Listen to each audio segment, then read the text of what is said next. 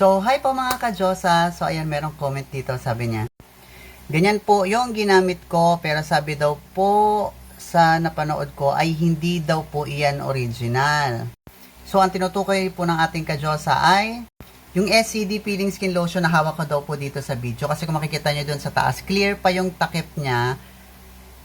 And yung mga fake kasi ngayon, naglalabasan, clear po yung takip. Pero tingnan nyo po yung sticker ng hawak ko. Makintab po siya, yung Peeling Skin Lotion, tsaka to yung logo niya. Makintab, which is yan po kasi yung original. Then, doon naman sa nag-viral kong video o doon sa Blue Up, ito naman yung isa, nakita nila, clear din yung takip ng hawak kong peeling lotion. So, ayan. So, bakit nga ba clear? Ang dami tuloy nagsasabi na akala nila ay fake yung ginamit kong peeling lotion sa braso ko.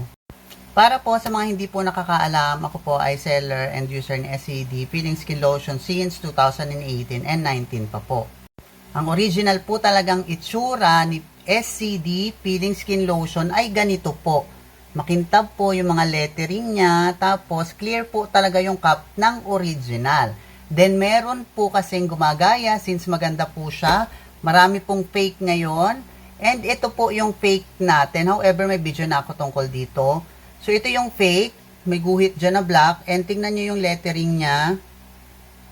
Tapos yung mga matataba na. Then yung original po natin na pinagkopyahan nila. Makintab po yung lettering. Clear din yung cup. Pero malinaw po yung mga lettering. Hindi na po yung tumataba na parang So, luma na to ha. Kaya medyo madumi na siya. So, ayan. Ayan yung original na pinagayahan ng fake. Ito po yung fake natin. So, hindi po komot clear na cup ay fake po agad. Tingnan nyo pong maigi yung pinagkaiba. Tapos sa ilalim po, yung original, meron pong batch code which is recorded po yan sa main office. And then meron siyang expiration date sa ilalim. Yung fake po, wala. So, makikita nyo naman po yan agad. Ito yung original na pinagayahan. Ito po yung fake na peeling lotion. So, ito po yung gamit ko sa video ko. So, baka itanong nyo bakit meron binili ko po para sa inyo, para maipakita ko sa inyo yung pinagkaiba. But honestly, wala akong gagawin dito kung hindi gagamitin ko lang siya for content para makita nyo yung comparison. Ganyan ko kayo mahal para iporta na bumili pa nito para sa inyo. So, ngayon, bakit naman meron ng pink na takip sa SCD Peeling Skin Lotion coming from the word itself na pinifake po ito, ginaya yung clear cup, naglabas po tayo ng pink cup. So, ito na po yung final look niya. Mula pa nung November 2023 lang po siya inilabas. So, ito po yung memo mula mismo sa SCD main office. November 25, 2023 po, nagpalit ng cup si SCD Peeling Skin Lotion mula sa clear cup papunta sa pink cup. So, ito po talaga yung original look niya. And ginawa na po siyang pink no November 25, 2023. So, supposed to be yung mga video po na nakikita nyo, na gamit ko at pinagkokomentan nyo, noon pa po iyon, 2023 pa po. Yung ganito pong klaseng pink na peeling lotion, dumating po ito sa amin ng mga seller almost January na po. So, ibig sabihin mga ka-Diyosa, ay ito po yung nakikita nyo doon sa video yung pinagkokomentan nyo. Makintab po yung sticker niyan. And then, ito po yung fake. Titigan nyo pong maigi. May guhit pa siya dyan na black o. Magkaiba po sila. And then, wala pong batch code yung fake. Ito po original meron po. Luma po yung mga video na nakikita ninyo kasi kung ipapakita ko lang sa inyo from my phone gallery, yung details ng mga picture na yon, ayun po ay nasa 2023 pa. Then, yung doon naman sa body ko na nagpila ko, that was 8 months ago, November 30 naman siya. So, hindi pa rin dumadating sa amin yung bagong cup ng peeling lotion that time. Kasi nga, January na yan na-release sa amin kasi dinedispose pa tong old packaging. Siyempre, hindi naman ako nakatira sa main office, para pag may bago, yun agad yung nasa akin.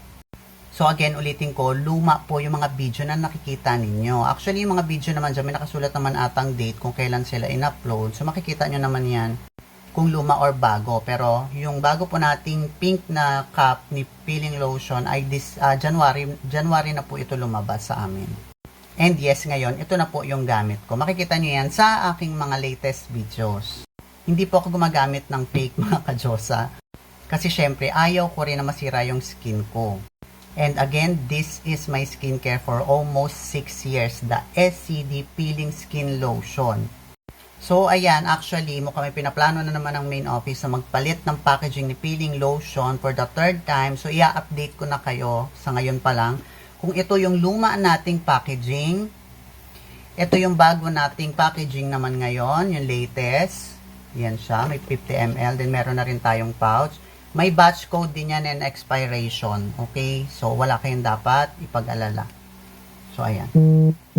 Yung bago nating lalabas, pero wala pa pong memo announcement regarding dito. Pero baka, just in case na mapanood nyo yung video, at least aware na kayo. Eto na daw po yung bagong packaging ni Peeling Lotion na ilalabas. Pero wala pa pong update kung kailan. So, nandyan na po yung picture ni Miss Lobby. I don't know kung kailan yan or itutuloy ba yan. But again, i-update namin kayo. And for sure, makikita nyo naman yan sa akin. So, magiging ganyan daw siya. So, ayan yung pangatlong palet, if ever. Nandun na si Miss Lobby po and pink na rin yung takip niya. So, ayan yung balita sa bago nating packaging ng SCD Peeling Skin Lotion.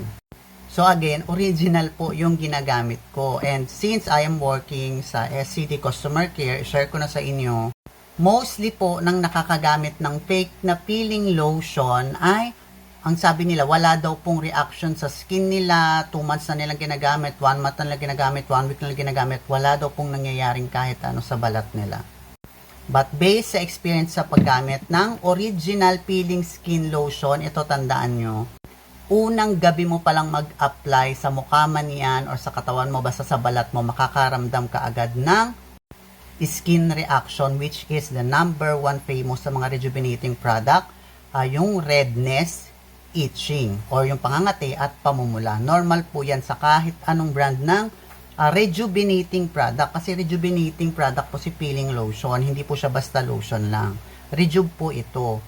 Kaya bawal kayong masobrahan kasi pwede kayong makaranas ng pamamaga, pagrarashes, pwede kayong makaranas ng pagbubutlig, ayan, kagaya ng mga nakikita ko sa comment. Kaya, kailangan marunong din tayong magtansya paggamit ng mga rejuvenating products. Ang kagandahan lang kay peeling lotion, mabilis tong mag-react. Kaya nga mabilis din siyang magbalat. Ang original na peeling lotion, unang gabi mo pa lang, may pamumula na yan agad at pangangate by the next day. Yung fake, based sa feedback, parang wala ka lang daw ginamit. As in, walang kahit ano. So, yun lang mga ka-Diyosa. And hopefully nakatulong ang video na to sa'yo. And have a great day po. Bye-bye!